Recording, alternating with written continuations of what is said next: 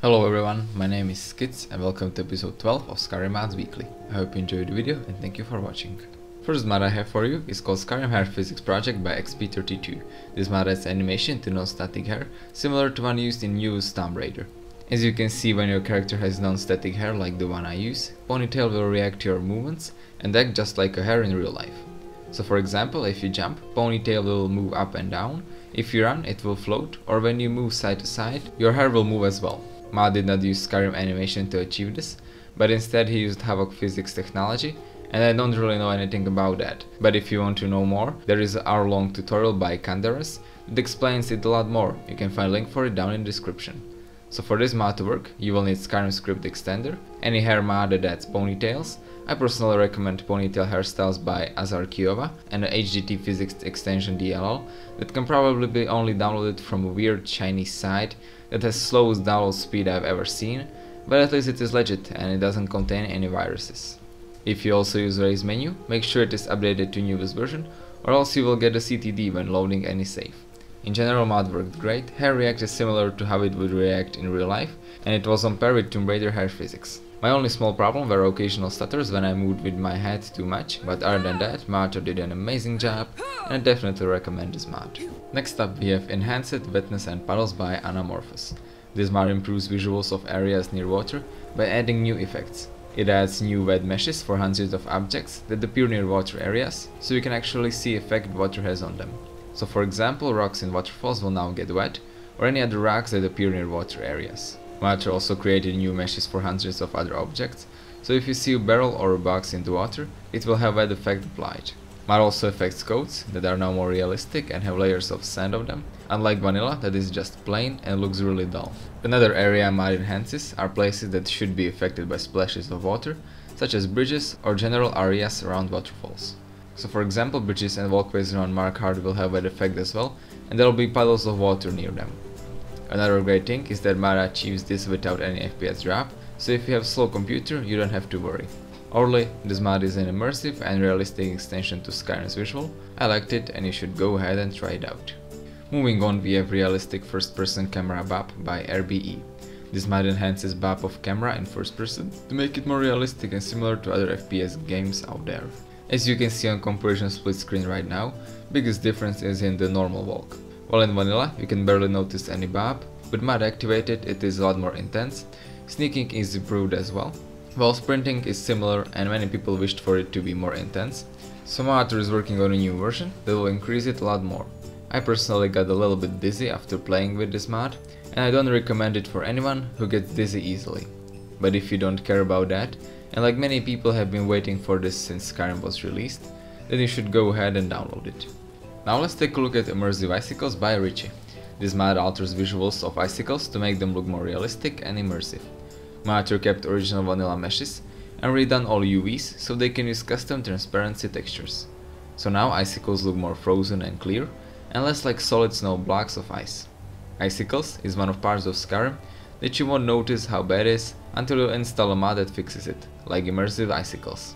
As soon as you will get inside any frozen cave, you'll see a difference right away. Icicles now blend with snow a lot more, they are clear, and as a guy who saw icicles in reality, I have to say that the modded ones look a lot more similar to it than vanilla version.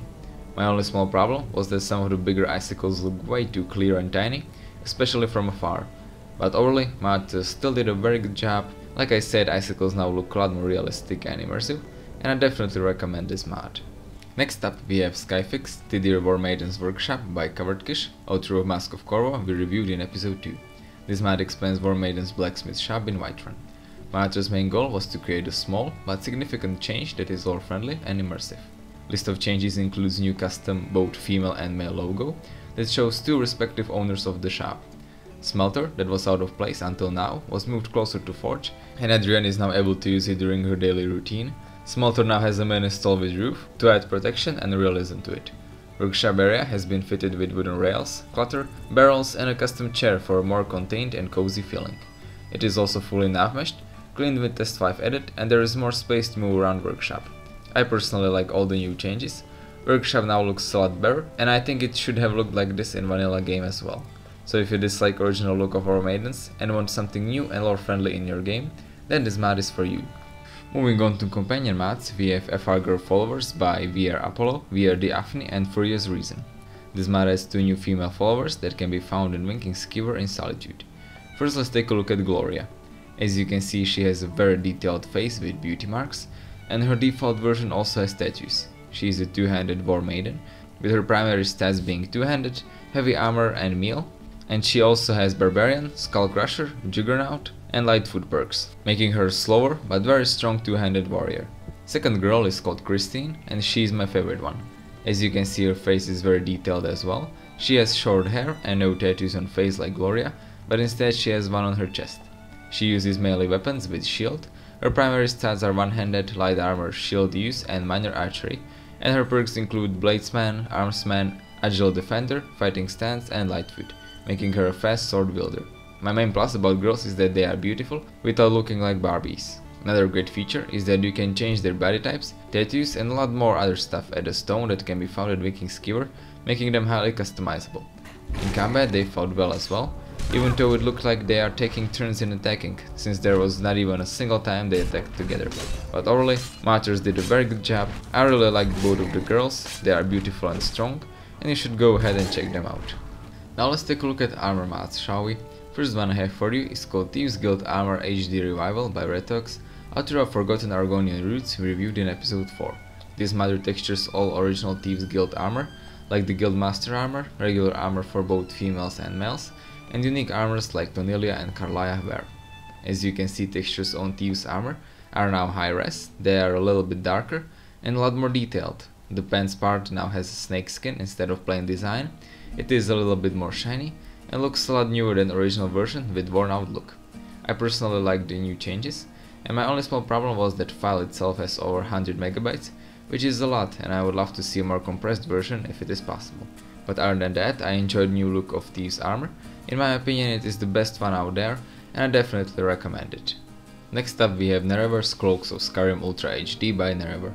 This mod retextures original Cloaks of Skyrim by Nicky Noodles. So you probably all know Cloaks of Skyrim, very famous and popular mod that added tons of new cloaks to Skyrim. Since mod is over 1.5 years old, textures are not very good and they are certainly not as high res and detailed like the ones in newest armors or weapon mods. So Nerevar has decided to change that and create a completely new HD textures for Cloaks of Skyrim. As you can see, when compared to the original version, textures are now a little bit brighter. You can see a lot more details on them right now, like the great pattern on all of them, and I also like all the new symbols that are now a little bit bigger and prettier than originals. Unfortunately, I'm not able to show you all of them, since we all know how big Cloaks of Skyrim is, but I personally think that Martyr did a very good job, and if you use original mod and dislike look of textures, then this mod is for you. Moving on, we have dresses of Imladris by EcthelionOtW and misslexi. This mod is yet another retexture of other famous mod. This time it is Elven dresses by Naihan.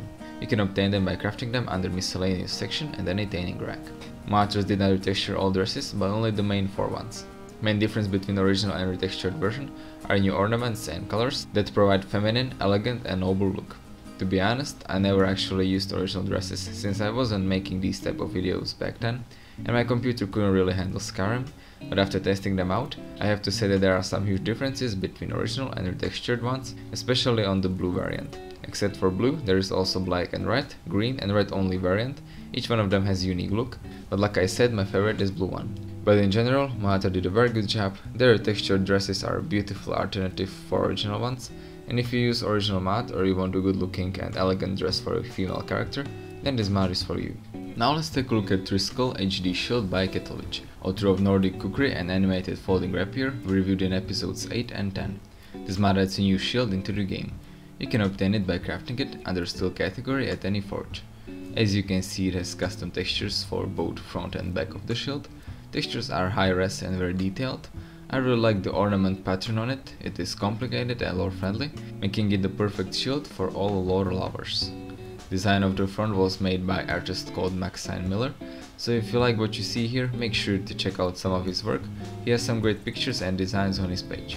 So overall, Martyr did a very good job. Triskele is a good looking, unique shield with superb design, so go ahead and check it out. And the last mod we'll be taking a look at is called Trueflame and Hopesfire by ArdenDanmer. This mod adds 2 new swords into the game. We can obtain them by crafting them at Forge under the Tidier category, or enchanted versions can be found in Kangrenzel near Dead Bandits. Both of those two weapons originate from Morrowind and were converted to Skyrim. First, let's take a look at Trueflame. As you can see, it has custom model and textures. Model looks very good, it looks sharp and complicated. I especially like the handle with small ball in the middle of it. Textures are very good as well. They offer a good amount of detail, especially on handle.